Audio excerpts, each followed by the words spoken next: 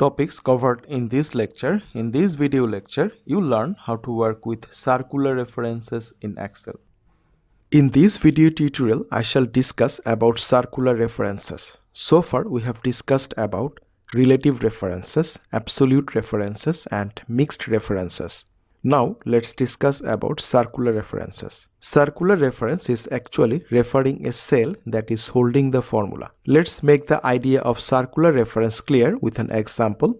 On cell C5, I input equal sign, select A5 cell, plus sign, select B5 cell, again plus sign, and now type C5. You see, the formula is in C5 cell and I am referring C5 cell in the formula. This is actually circular references. I press return, a warning message appears. Click OK to enter the formula as it is. On the left side of the status bar, a message displays to remind you that circular references exist in cell C5.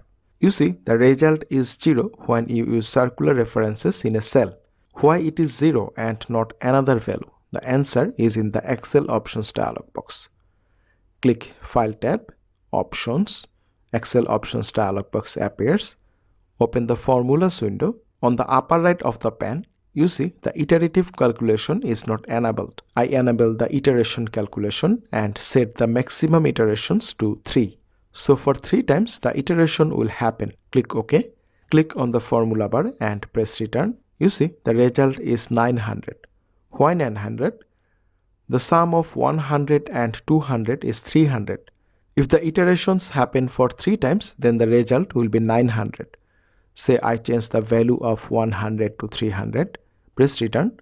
Select cell C5. Click on the formula bar. If I press return, the result should be 1500 for 3 iterations. I press return. You see the result is 1500. When you enable the iterations calculations in the Excel options, then circular references message will not be showed in the status bar anymore. You see, the message is not available anymore. Circular reference is an error, so it is better to disable the iterations calculations option in the Excel options dialog box.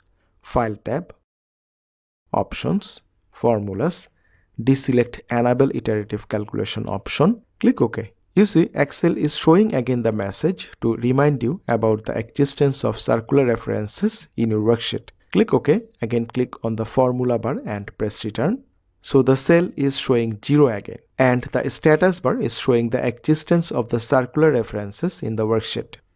These are the key takeaways from this lecture. You will get the downloadable copy of it with the exercise files and also in the lecture resources window. This summary will help you to grab the overall discussion of the video, print it or use it in your own way.